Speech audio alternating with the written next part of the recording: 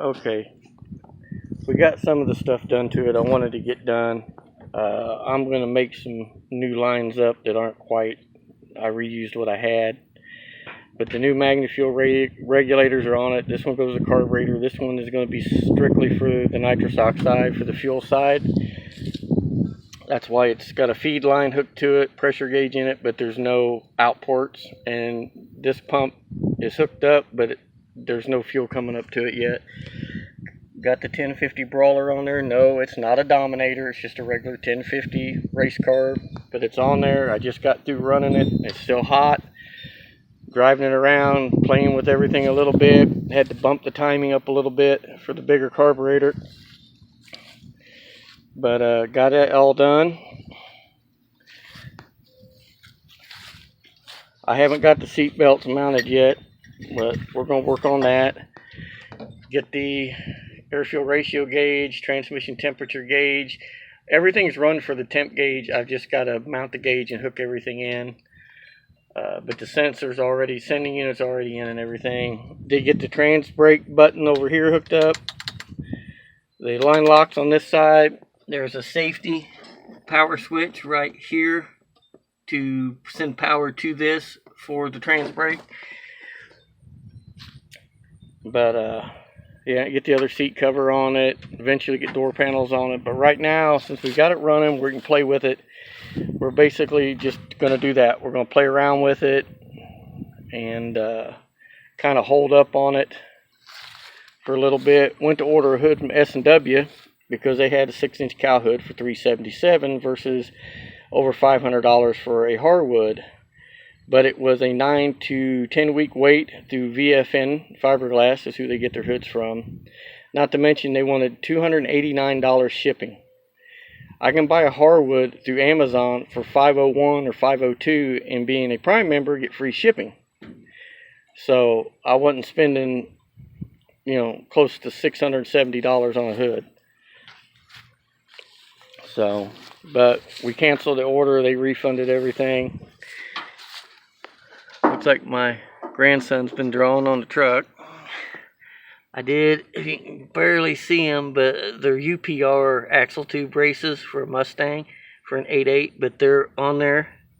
Got them all welded on and set and adjusted and all that stuff.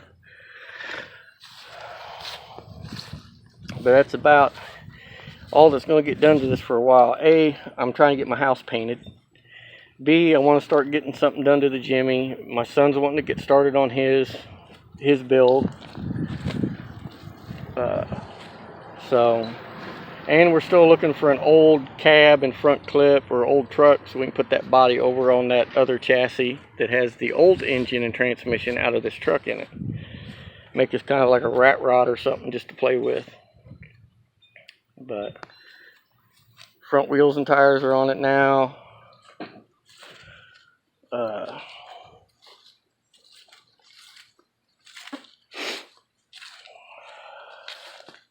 Since Champion Wheel's out of business, I'm going to have to go find, I want to stay with that kind of look wheel. And I can't think of the wheel company off the top of my head now, but I priced them and then a set of beadlocks through Billet Specialties, and Billet Specialties is cheaper. Looking about $1,500 for 2 wheels, so that's probably what we'll go with. But that, getting the tubular A-arms on it, the drop spindles on it, the hood and all that stuff is going to be through the winter, guys. I've got it where I can play with it. I've done some launches off the trans brake, and it just blows the tires off through all 3 gears.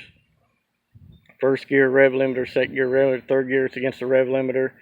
Just boiling the back tires. 355 gear in the rear end, I thought might have been a little too tall, but it's not a problem at all. This thing is making ungodly power and torque. And now I do want to put it on a dyno. I'm kind of curious to see what it makes. I know what the engine builder told me he thought the engine would make. My goal was maybe get 6.5. He said it's probably closer to 750. Between there and 8.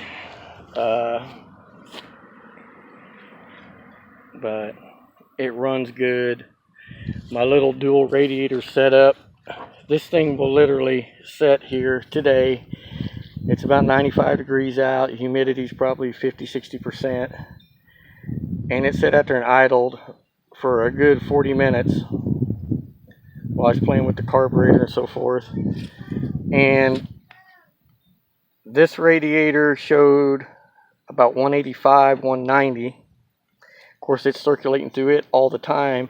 It goes through it first, comes out of it, goes up into the top hose right here, goes back through the big radiator, and then back through the water pump and into the block. Well, this temperature gauge never got above 170. It's not even opening the thermostat. Till you get it out and start driving it and beating on it, then it'll get it up enough the thermostat opens and it cools right down. It stays right at 180 without an issue. We figured out why this was leaking. I just had it over full. I had it filled clear up to the top. So we took a little like turkey baster type thing and I sucked some fluid out, and it's quit. I just gotta wipe it off. But yep, I'm really happy with it. We built us quite the machine here. So now to build another one for the youngest boy. He helped me do this. I'm going to help him do his. So we're looking for a G-body car, a Regal or a Monte Carlo. That's what he wants to do. Try to talk him out of it. Nope.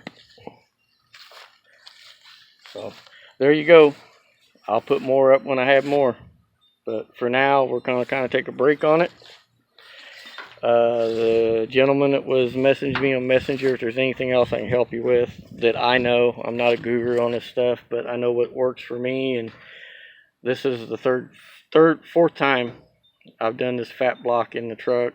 I've never done a Gen 2, but the only thing I could see on it might be a little bit of a problem is where the steering column comes through. It's a little different, but yep, got that done. Got the brakes that were dragging adjusted. It was just the rod on the pedal. Needed backed off a little bit. But much better regulators now. A little pricey, but good stuff ain't cheap all the time.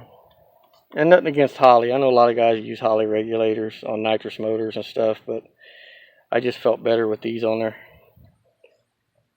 So plus, some Hollies make me nervous when you start pushing, 30, 35 PSI through them.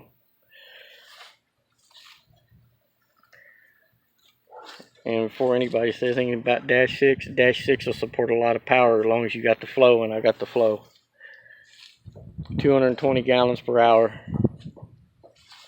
So, between the two pumps. But that'll be it.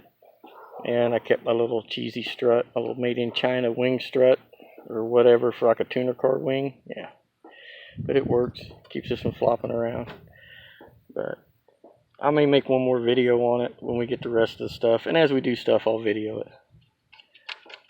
But we got it dialed in pretty good.